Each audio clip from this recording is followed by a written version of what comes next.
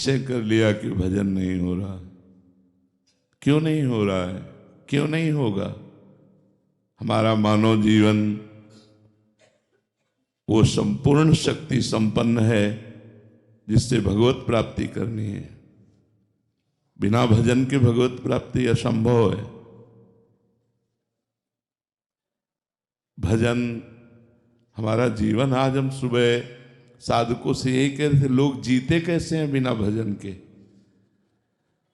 विषय सेवन, विषय चिंतन, प्रपंच चिंतन, ये सब बन सकता है, भजन नहीं बन सकता। कैसी बात करते हो? प्रयासरत क्यों नहीं हो? इतना क्यों इंद्रिय और मन को प्रोत्साहन दे दिया विषयों के लिए कि वो भजन के लिए ना बोल दिया कि भजन ना बने तो भगवत प्राप्ति के? किस उद्देश्य का पालन करने के लिए मानव जीवन प्राप्त किए? क्या उद्देश्य है? क्या रुपया, समाज प्रियता, मान प्रतिष्ठा, ये सब यहीं धरी रह जाएगी। इंद्रियों का दुलार, मन का दुलार, ये नरक की प्राप्ति कराएगा। हम भगवान के निज अंश हैं। हम भगवान के भक्तों के संग से अपने मन को जबरदस्ती बलात् भजन में लगाएंगे। हम अविनाशी भगवान के अंश हैं, हम क्या नहीं कर सकते? ये कैसे कह दिया कि हम भजन नहीं कर सकते? नहीं, बिल्कुल गलत। निरुत्साहित होकर ऐसे वचन ना बोलने चाहिए और ना ऐसे वचनों को सुनना चाहिए। भजन नहीं कर सकते और सब कर सकते हैं। हमारी वाणी है, बोल सकते हैं, तो राम क्यों नहीं बोले? राधा क्यों ना बोले? कृष्ण क्यों ना बोले? मृदु क्यों ना बोले? हितकर क्यों ना बोले? हाथ है तो हम परोपकार क्यों ना करें? पैर है तो हम प्रदक्षिणा क्यों ना करें? हृदय है तो हम भगवान को समर्पित क्यों ना करें? अन्य साधन सब शून्य है। भगवान का नाम जप ही अंक है। जैसे अंक रखने से शून्य 10 गुना महत्व रखता है, अंक हटा देने पर शून्य का कोई महत्व नहीं। ऐसे ही भगवत चिंतन शून्य, हर सत्क्रिया यहां से ब्रह्मलोक तक ले जाएगी, लेकिन ब्रह्मलोक भी नाशवान है।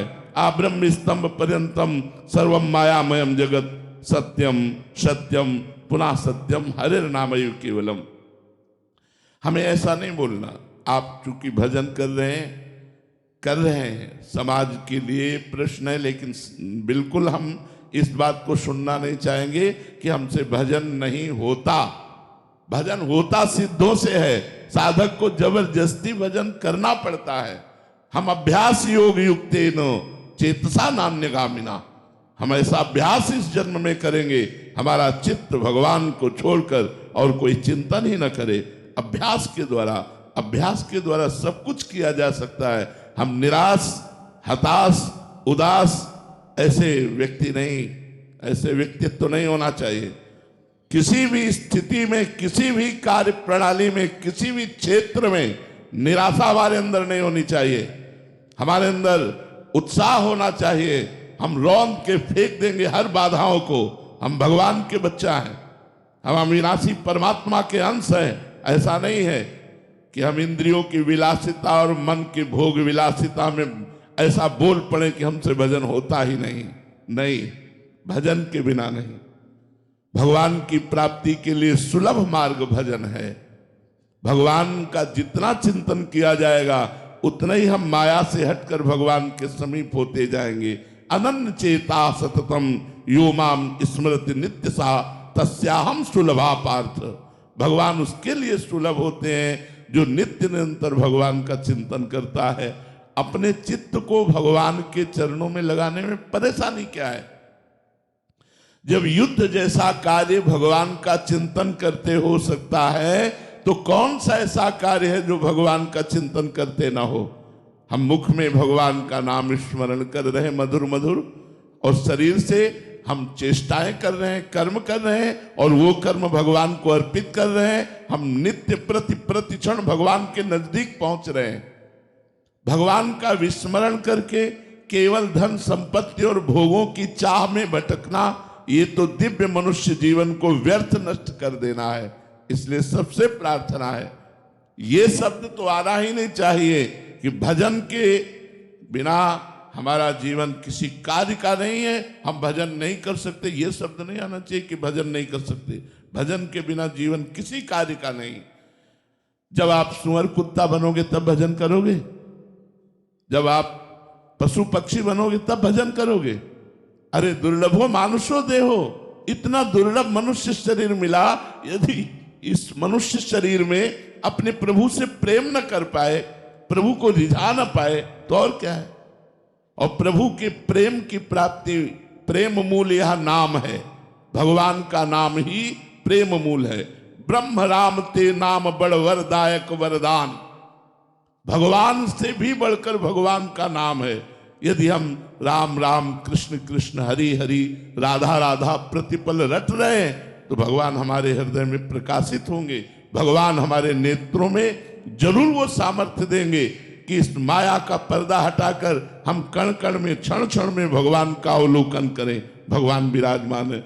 इसलिए ये निरुत्साहित करने वाली बात तो किसी की जबान में नहीं आनी चाहिए। हम प्रयास करेंगे, हो सकता है हमारा प्रयास असफल प्रयास रहे, लेकिन हम फिर प्रयास करेंगे तो 1 2 3 बार 4 बार हम किसी बार तो सफल प्रयास करने वाले बन ही जाएंगे। हमें निराशा बिल्कुल पसंद नहीं। हताश होना, उदास होना, निराश होना ये हमारे जीवन में नहीं, और ये हम मनुष्य जीवन में बर्दाश्त नहीं करना चाहते। आप लोग वहीं परास्त हो रहे हो जहां भगवान का आश्रय नहीं क्या है। आप विचार करके देखिए, जिसकी दोनों किडनी फेल हो, डायलिसिस हो रहा हो, शरीर भीषण कष्ट से युक्त हो, हम दहाड़ रहे हैं, अभी मृत्यु हो जाए उसकी क्या परवाह। हम भगवान के जन हैं, भगवान के अंश हैं, हम कोई शरीर थोड़ी है। शरीर अगर कष्ट में है तो वो अपनी तरफ बना रहे, हम अपनी तरफ है। हमारा जन्म केवल इस बात को लेके बैठ जाए कि हमारी किडनी खराब, हमारा कष्ट है, अब हम कुछ कर नहीं सकते। नहीं, हम हर वो कार्य कर सकते हैं जो स्वस्थ आदमी कर सकता है।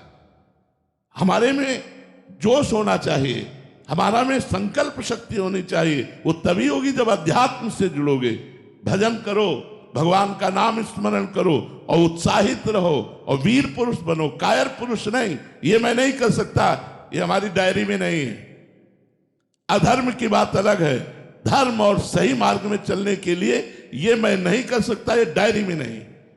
हमें जो सतमार्ग में करना है वो हम करेंगे।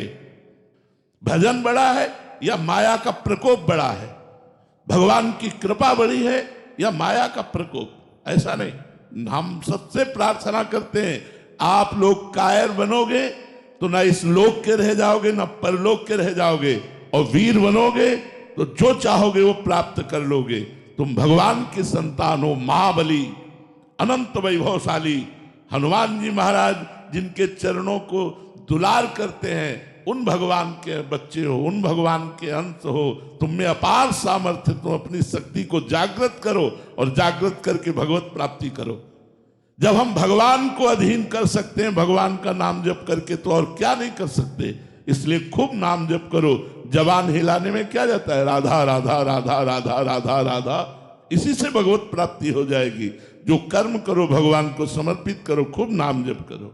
देखो भोग विलास तो लंका में भी बहुत था, लेकिन विभीषण जी ने भक्ति की कि नहीं की।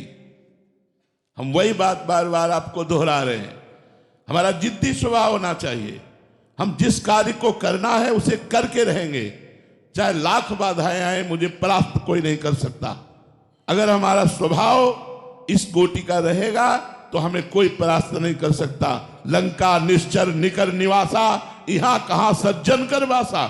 जहां एक भी सज्जन पुरुष नहीं, घोर राक्षसी प्रवृत्ति का तांडव हो रहा है, वहां विभीषण जी ने वो भक्ति की कि भगवान कह रहे, तुम सारी के संत प्रिय मोरे, धरो देह नहीं आन निहोरे। तुम्हारे जैसे संतों के लिए मैं अवतार धारण करता हूं। जब लंका जैसे क्षेत्र में भक्ति का विस्तार विभीषण जी ने अपने हृदय में कर लिया, तो हम चाहे अमेरिका में हो, चाहे हॉलैंड में हो, चाहे इंग्लैंड में, कहीं भी हो, जब हम नहीं बदलने वाले तो हमें कोई नहीं बदल सकता।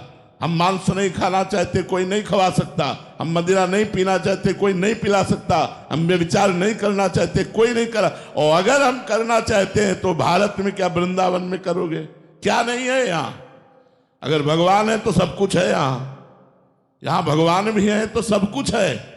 अगर हम भजन ना करना चाहें तो वृंदावन में भी भजन नहीं होगा, और भजन करना चाहे तो अमेरिका में, इंग्लैंड में, हॉलैंड में, जहां भी हो तुम सब जगह भजन कर सकते हो, क्योंकि आपको भजन करना है। हम एक ही मेज में बैठे हैं, दूसरा कुछ खा रहा है, हमें जो पसंद है वो हम पा रहे हैं, राधा राधा राधा, उसका प्रभाव हमारे ऊपर थोड़ी पड़ जाएगा। एक ही ऑफिस में काम कर रहे हैं, दूसरा अपनी चाल चल रहा है, हम अपनी चाल चल रहे हैं, क्या फर्क पड़ता है। इसलिए ये बात रख कर कि हम विदेश में विषय बाहुल्यता होने के कारण भजन में हम गति नहीं कर पा रहे, ऐसी बात गलत है। बहुत से ऐसे भक्त हैं जो हम आपको बता सकते हैं, हमारे ही परिचय के हैं। एक तो ऐसे गृहस्थ हैं जो 30-35 वर्ष की अवस्था है, रुपया पैसा सब वैभव, और उन्होंने वृंदावन में संकल्प किया आजीवन ब्रह्मचर्य से रहूंगा, कभी कोई व्यसन नहीं करूंगा, कभी कोई गंदा भोजन नहीं करूंगा, और नियमित अष्टयाम सेवा अमेरिका में रह के कर रहे हैं। वो हर हफ्ते 10 दिन में भेजते रहते हैं इन लोगों के पास कि हमारे ये दिनचर्या चल रही, कोई त्रुटि तो नहीं हो रही, रंग बिहारी उनके पास भेजते रहते। तो हम ये देख रहे हैं कि जैसी वृंदावन में भावनात्मक सेवा, ऐसी वो अमेरिका में कर रहे हैं। और अब जब आते हैं बड़े दैन्यता से रहते हैं, यहाँ साधारण अचला लगाया, साधारण कपड़ा पहनते हैं। तो हम अपनी रहनी से रहे। अगर हम अपनी रहनी से न रहे तो भारत में कम विचार हो रहा है क्या, कम व्यसन हो रहा है क्या, कम गंदगी है क्या। आप देख लो ना, नए नए बच्चों की आदतों को देखो कहाँ बहती हुई चली जा रही है। तो हमें चाहिए कि किसी भी देश या किसी स्थान प्रधानता से हमारी भक्ति नहीं, हमारे उद्देश्य से हमारी भक्ति बढ़े। हम जहां भी हों अपनी भक्ति को अपने हृदय में बसाएं। हम वहां के व्यवहार को, वहां के आचरणों को अपने हृदय में ना आने दें, तो हम कहीं भी रहे हम भगवान के बनकर के खूब अच्छी तरह भगवान की भक्ति कर सकते हैं। और अगर हम भक्ति ना करें तो वृंदावन में रहकर भी भक्ति नहीं कर सकते। हमें आपसे कह रहा हूं, वृंदावन भगवान का धाम है, यहां भी रह करके वो सब कुछ हो सकता है जो बाहर हो रहा है। और अगर भक्ति करना चाहो तो बाहर में भी कर सकते हो, वो सब कुछ कर सकते हो जो वृंदावन में भक्त जन कर रहे हैं, वही आप कर सकते हो। युगल सरकार विराजमान करके उनको मंगला, उनको राजभोग, उनकी आरती, उनकी चरण सेवा, उनके पद सुनाना, नाम जप करना, भगवान के भक्तों के चरित्र पढ़ना, क्या नहीं कर सकते हो। तो इसलिए हमें ये भी बात पसंद नहीं कि हम किसी देश का हवाला दे करके अपने जीवन को व्यर्थ जाने दें। नहीं, हमारा उद्देश्य मजबूत है तो हम चाहे जिस देश में रहे, चाहे जिस प्रांत में रहे, चाहे जिस जगह में रहे, हमारी भक्ति में कोई असर आने वाला नहीं। अगर हमारा उद्देश्य सही नहीं है तो भक्ति क्षेत्र जहां भक्ति नृत्य कर रही, वृंदावन में भी भक्ति नहीं कर सकते। उद्देश्य ठीक होना चाहिए हमारा। हमारे ऊपर भगवान की कृपा हुई है तब हम भक्ति मार्ग में कदम रखा है। अतिशय कृपा राम की हुई, पाव देह या मार्ग सोई। तो फिर अहंकार क्यों आप थोड़ी कर रहे हैं। भगवान आपके ऊपर कृपा करके आपको भक्ति का मार्ग दिया, भक्ति करने की शक्ति दी, भगवान का नाम कृपा करके आपकी जिह्वा पर चल रहा है, तो अहंकार क्यों। अविवेक के कारण अहंकार बढ़ता नहीं, तो विवेक धारण करो तो अहंकार किस बात का। हम क्या कर सकते हैं। हमें जो पावर है वो भगवान का दिया हुआ है, तो हम व्यर्थ में अहंकार क्यों करें। हमें जो सत्मार्ग मिला है भगवान का दिया हुआ है, हम जो भक्ति कर रहे हैं भगवान के द्वारा दी हुई कर रहे हैं, हमारे ऊपर भगवान की असीम कृपा है, ये सोचना चाहिए। अहंकार करने की जरूरत क्या है। अहंकार से तो पतन हो जाएगा। अहंकार भगवान को पसंद नहीं। अहंकार अज्ञान के कारण हो रहा है, उसको हटाइए। भगवान की कृपा है, आपके द्वारा जो भक्ति हो रही है, हाँ बिल्कुल। अगर अहंकार रखेंगे तो जो हो रही है वो भी छूटती चली जाएगी और काम क्रोध आदि आपके ऊपर हावी हो जाएंगे और गिर पड़ोगे। जिसने जिसने अहंकार किया उसे मुंह की खानी पड़ी। अहंकार का त्याग करो, अहंकार ठीक नहीं है। जीवन का उद्देश्य भगवत प्राप्ति, और भगवत प्राप्ति का जब लक्ष्य बना लोगे तो अपने आप चलने लगोगे। लक्ष्य में बड़ी भारी ताकत होती है। जब हमारा लक्ष्य बन जाता है कि हमको ऐसे चलना है, हमको अमुक जगह पहुंचना है, तो हम में पावर आ जाता है। लक्ष्य में पावर है। प्रिया प्रीतम की प्राप्ति करनी है, भगवत प्राप्ति करनी है, तो यही तुम्हें धर्म से चलना सिखा देगा। जब हमारा लक्ष्य भोग होते हैं और हम भक्ति करते हैं तो नाटक बन जाती है, और जब हम भोगों में होते हैं और लक्ष्य भक्ति होती है तो हमारी वही भक्ति प्रकाशित हो जाती है। हमारी बात को समझना। चक्रवर्ती सम्राट महाराज अम्बरीश समस्त भोगों के बीच में रहते हुए भगवान की अनन्य भक्ति के द्वारा ऐसे रिझा लिया कि सुदर्शन चक्र उनकी सुरक्षा में रहता था। अंगरक्षक के रूप में सुदर्शन भगवान स्वयं रहते थे। तो जब चक्रवर्ती सम्राट से ऐसी भक्ति हो सकती है तो आप दो चार परिवार वाले अपने घर में रहकर क्यों भक्ति नहीं कर सकते? भगवान की भक्ति बहुत कृपामयी है। सुख, शांति, आनंद, परमानंद इसी जन्म में भगवत प्राप्ति, ये सब भक्ति के द्वारा हो जाएगा। बस हमको चाहिए कि हम लगे रहें भगवान के चरणों में, नाम जप करते रहें, सदग्रंथों का पाठ करते रहें, संत जनों की वाणी सुनते रहें, अवसर मिले तो परोपकार कर दें। इसी से हमारे धर्म का पालन होगा और लक्ष्य दृढ़ हो जाने पर हमें भगवत प्राप्ति निश्चित होगी। हमारा लक्ष्य हो जाए कि मानव जीवन व्यर्थ नहीं जाने देंगे, इसी जन्म में हम भगवत प्राप्ति करेंगे। कुछ भी हो जाए, हम 100 बार गिरे, 1000 बार गिरे, तो भी हमारा जिद्दी स्वभाव यही कहेगा मैं परास्त नहीं होऊंगा, मैं आगे बढ़ूंगा, मैं भगवान की शरण तक जाऊंगा, तो निश्चित भगवान की प्राप्ति हो जाएगी। इसमें बिल्कुल निराशा नहीं आनी चाहिए। हमारा लक्ष्य भगवत प्राप्ति बन जाए तो लक्ष्य में इतनी ताकत है कि धर्म से चलने के लिए हमको सशक्त कर देगा, मजबूत कर देगा। हमारे अंदर वो सब विवेक रूपी शस्त्र आ जाएंगे जिससे हम अधार्मिक प्रवृत्तियों का नाश करके धर्म में चल सके। इसलिए लक्ष्य बनाओ भगवत प्राप्ति। लेकिन भगवत प्राप्ति का लक्ष्य वही बना सकता है जो सत्संग सुनकर अधार्मिक भोगों का त्याग कर रहा है। जो अधार्मिक भोगों को भोगता है वो केवल मनोरंजन में ऐसा बोलता है मैं भगवत प्राप्ति करना चाहता हूं, वो कर ही नहीं सकता, वो अंदर सोच ही नहीं सकता। भोगेश्वर प्रसक्ता नाम तया प्रहृत चेतसाम व्यवसायत्मिका बुद्धि समाधोन विधीयते। भोग और ईश्वर में जिसका चित्त अपहृत हो चुका है वो संकल्प ही नहीं कर पाता कि इस जन्म में मुझे भगवत प्राप्ति करनी है। इसलिए अधार्मिक भोगों का त्याग करके धर्म में विषयों का सेवन करते हुए, भगवान नाम जप करते हुए, सत्संग सुनते हुए हम अपना लक्ष्य दृढ़ करें कि इसी जन्म में मुझे भगवत प्राप्ति करनी है तो मैं धर्म से चल सकता हूं, क्योंकि भगवत प्राप्ति धर्म से होती है। एक बार भर नेत्र भगवान को देख लेना, ये सत्य है। भगवान को देख लेना। जो लोग कहते हैं मृत्यु सत्य है वो खुद जानते ही नहीं, मृत्यु तो असत्य है। किसकी मृत्यु होती है? आत्मा अजर अविनाशी है। पंचभूत में मिल गए, कोई नहीं मरा। मरा कौन? कोई नहीं मरा। बोले मृत्यु सत्य, मृत्यु कहां से सत्य है? किसकी मृत्यु सत्य है? आत्मा तो अविनाशी अजर अमर है, उसे कभी मरना नहीं होता। और पंचभूतों में मिल गए तो मृत्यु किसकी हुई? किसी की नहीं। तो सत्य क्या है? भगवान का भजन। उमा कहाऊं मैं अनुभव अपना, सत हरि भजन जगत सब सपना। सत्य है भगवान। अगर भगवान का भजन हो रहा है तो आपका सत्य में जीवन जा रहा है। अगर भगवान से विमुख हो तो भोग में जीवन, नरक में जीवन है, मृत जीवन है। मृत जीवन जिन हरि भगति हृदय नहीं आनी, जीवित सब समान ते प्राणी। वो मुर्दे के समान जिंदा माना जाता है जिसके हृदय में भगवान का स्मरण नहीं चलता, भगवान नाम जप नहीं हो रहा हो। व्यर्थ जीवन है। मरोगे तो क्या लाद के ले जाओगे? बिल्डिंग, बैंक बैलेंस, परिवार, रिश्तेदार, नातेदार, तुम्हारा शरीर भी यहीं भस्म हो जाएगा।